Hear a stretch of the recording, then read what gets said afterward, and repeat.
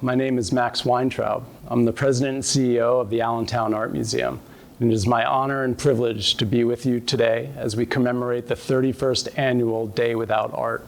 A Day Without Art, which began on December 1st, 1989, is an annual event where museums and other arts institutions organize programs to raise awareness of AIDS, remember those who have been lost, and to inspire social and political action.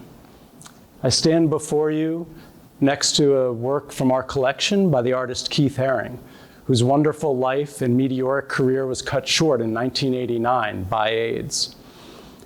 As part of this National Day of Action and Mourning, we at the Allentown Art Museum would like to honor his memory and the memory of all those lost by shrouding this work by Keith Haring, to be followed by a moment of silence.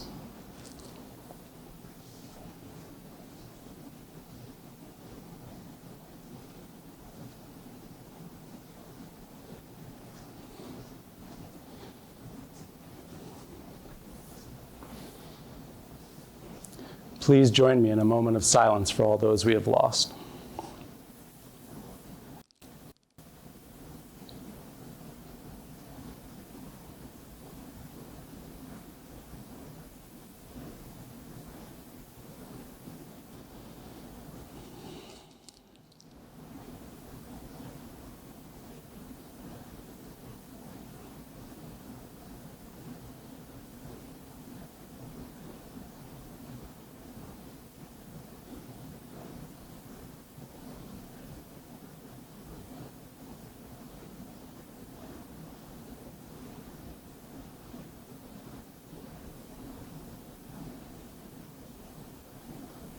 Thank you. And now please join me as I speak with Kay Haring, Keith's sister, about the life, work, and legacy of artist Keith Haring. It is my pleasure today to be speaking with Kay Haring. Kay is the younger sister of artist Keith Haring, and who, like her brother, developed a love for drawing at an early age. Kay, however, ultimately found her mode of expression through words, and she is the author of a fabulous book titled Keith Haring, The Boy Who Just Kept Drawing, which is a critically acclaimed illustrated picture book about her brother. Welcome, Kay. It's great to be with you today. Thanks, Max. It's great to be here. Unfortunately, was not able to physically be at the museum with your ceremony today, but I'm pleased that you invited me to join you and have a conversation. Well, it's our honor. And of course, we're having this conversation on the occasion of the 31st annual Day Without Art, which is the National Day of Action and Mourning in response to the AIDS crisis. The first Day Without Art was held on December 1st, 1989, which is just a few months before your brother Keith passed away. And so I'm wondering if we could just maybe begin by with a question asking you to speak a little bit about the AIDS epidemic, what it was like back then in the late 1980s when your brother was king of the art scene in New York City and elsewhere, and perhaps speak to the impact that it had on the arts community at that time. Wow. Well, it was an amazing and then, of course, devastating time when Keith passed away. Keith passed away in February of 1990.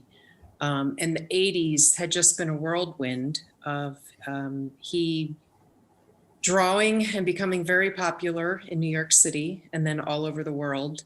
And by the time we got into the late 80s, of course, the AIDS epidemic had started to hit.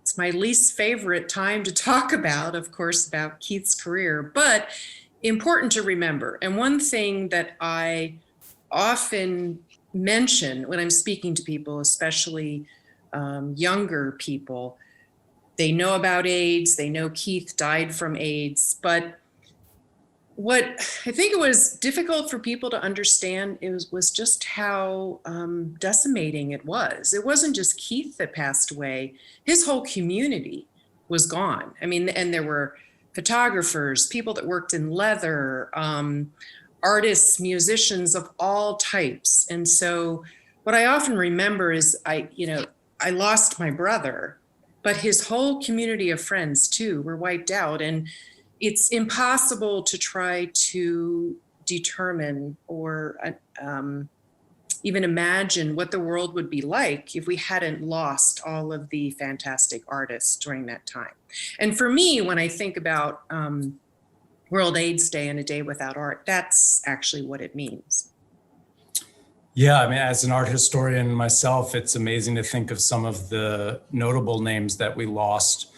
Felix Gonzalez Torres, Peter Hujar, David Vonarovich, but there's countless others that were lost across, as you mentioned, the spectrum of arts, from theater and stage to TV and film, and of course, visual arts. So I think it is important to remember, especially on this of all days, just how much talent was lost, how many careers were ended and upended because of the AIDS crisis, obviously cut short through death, but also through the stigma that came with HIV/AIDS.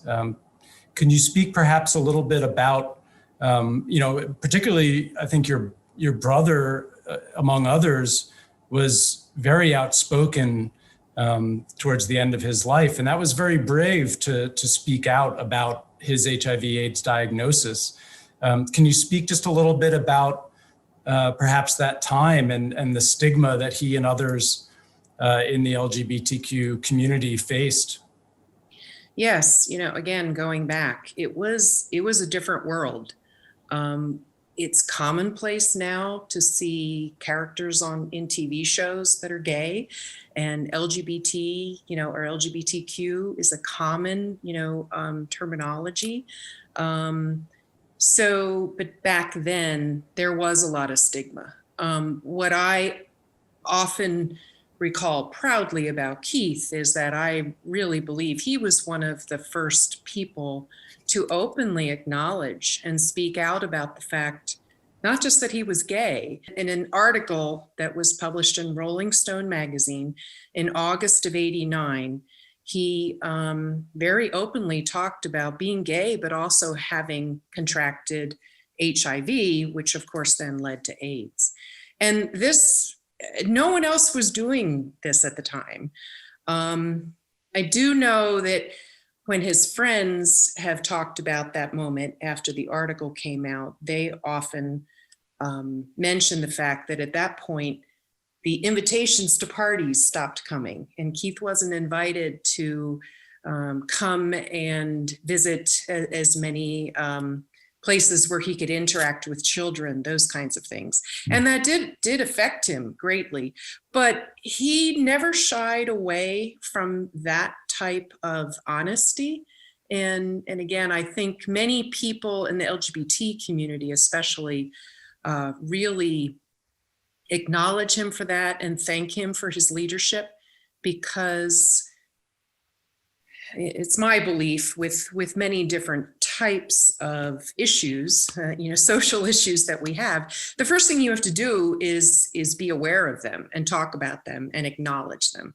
So I think just by the fact that Keith talked about it was really important. Yeah, I think it's amazing to think back at that time. I mean, I was in high school in the late 1980s, and I remember being on a subway in New York City and a panhandler coming into the train car and saying that I have AIDS, and everyone just scattering away from Sure. the young man. And my friend that I was with at the time, I think I must have been a freshman or sophomore in high school. My friend went up and gave him $1 and said, good luck. And it was that moment where I saw the stigma, and then that moment where I also saw how it could be overcome. And by the time I was in college, Magic Johnson came out with his diagnosis, and Pedro Zamora was one of the first. He was on Real World San Francisco in maybe 1994 or so, and he was one of the first openly gay men with AIDS on a mainstream TV show. And so while there was incredible achievements over the years after Keith's passing, the stigma exists to this day, but was certainly long-standing. And devastating. Yes. Just sort of pulling back a little bit, then thinking about Keith's activism. It's amazing to look at a career like his, as mercurial and as cut short as it was, but it was just an amazing career. And to think about how deeply committed he was to inspiring social change through AIDS activism, but just in general and through his art and reaching out to these audiences and vast audiences. And can you speak perhaps just a little bit about his commitment to social change? If there was any sort of indication that, of Keith as a young boy, that this was his sort of aside from being a visual artist, that this might be part of his calling?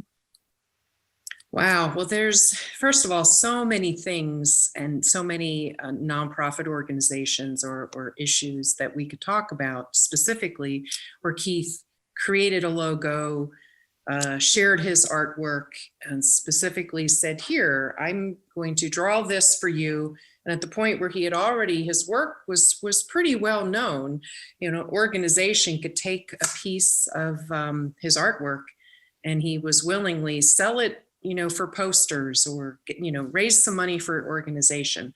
And there are so many different organizations, everything from Best Buddies, that's a national organization started by the Shriver family for people that have developmental disabilities. They still use his logo today as their logo.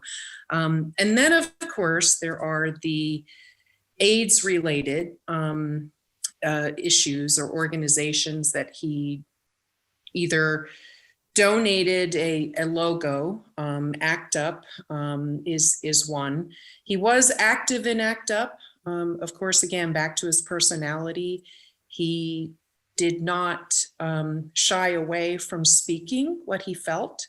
And I think, yes, back to your question, he always felt that way, and he used his art in many, many different ways over his lifetime. I don't know that there was any particular instance in our childhood where he recognized or decided that he wanted to become someone who would use artwork as a way to inspire other people. I think it really just came out of the person that he was. He loved life. He liked a good time. He lived life to the fullest. He surrounded himself with friends. And I think his desire to, use his artwork or take a piece of art and then share it with as many people as possible sort of came from that, just wanting to spread what he often talked about. His art came out of him and he wasn't always sure or didn't want to name where it was coming from or what inspired it, but it was in him and he had to get it out. And then his way of sharing it was just to try to make it as accessible and get to as many people as possible.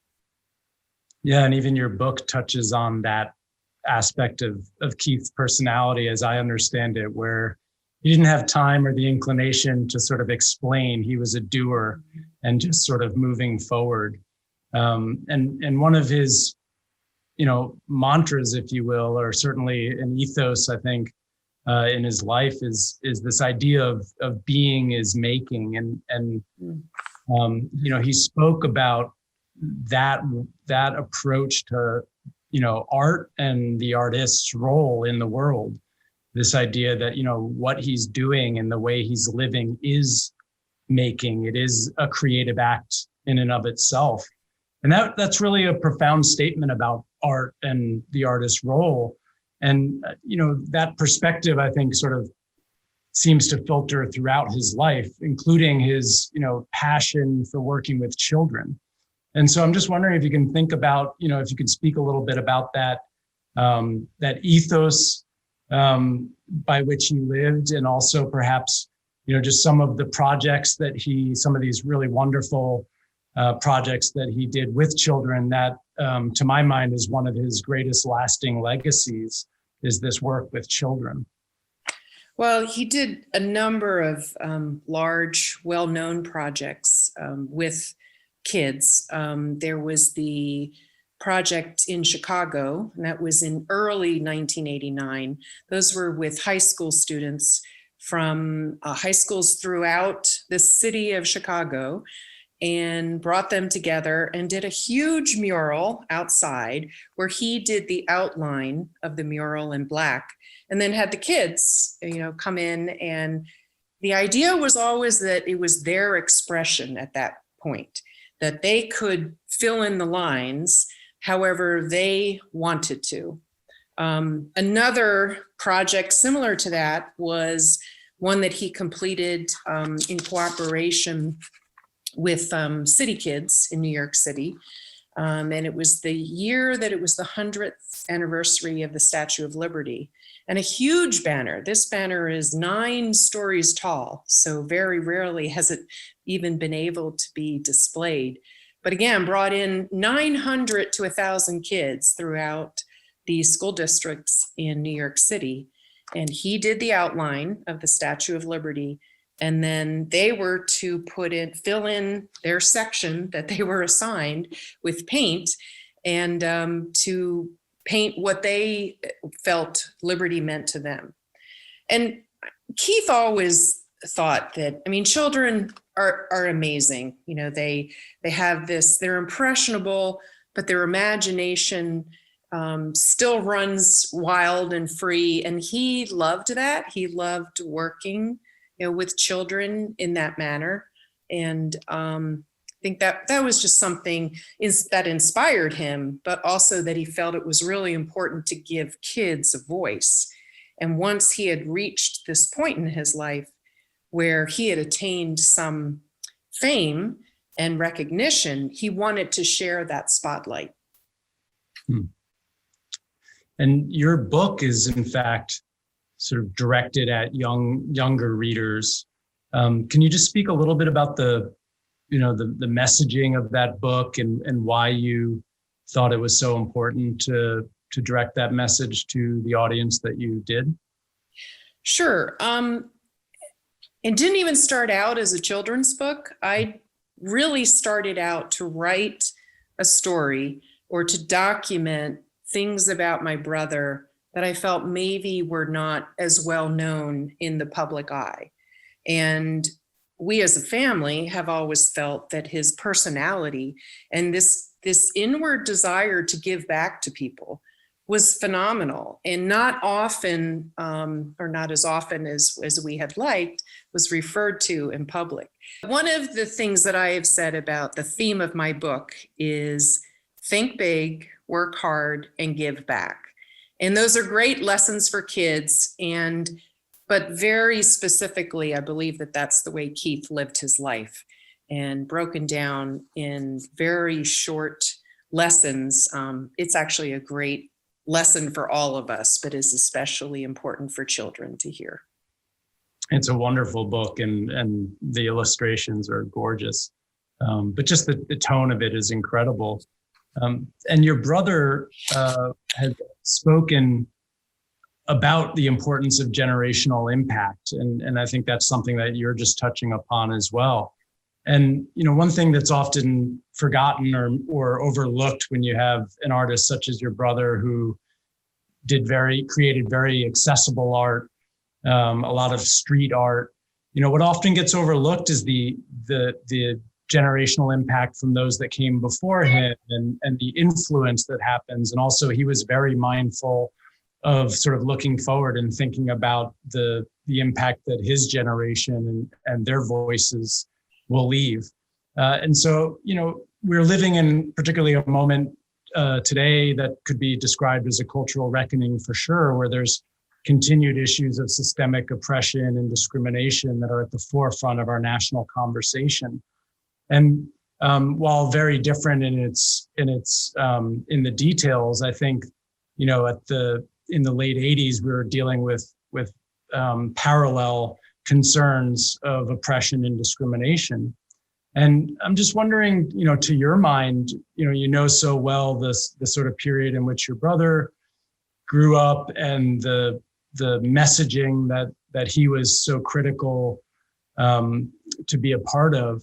I wonder if you could just reflect on, if that message has, in what forms that message has been passed on and lives on in 2020 and in the various forms of activism that we see in artists today. Wow. Well, I do Good think, question, I know. yeah, but an important one, and one that I've been sometimes asked in the past, what work would Keith be doing today if he were alive? How would he be reacting to social issues of our time? And it's impossible to know. I think, though, that what is obvious is that he would be active in social issues of today, and he would continue to let his voice be heard. I did reflect a little bit on this before we spoke today, and I think that one of the things that Keith did in making a lot of artwork and drawing things specifically around certain social issues is that he started to raise awareness and he allowed his voice to be heard. And if anything, once any person, an artist, a musician, singer, talks about things in the public, it is easier for people in the following generation to stand on that voice and then be heard. So I'm very proud of him that he was as honest as he was and spoke up about issues of equality and justice, tried to raise awareness about AIDS, again, something that was affecting us greatly 31 years ago. In the late 80s and the early 90s.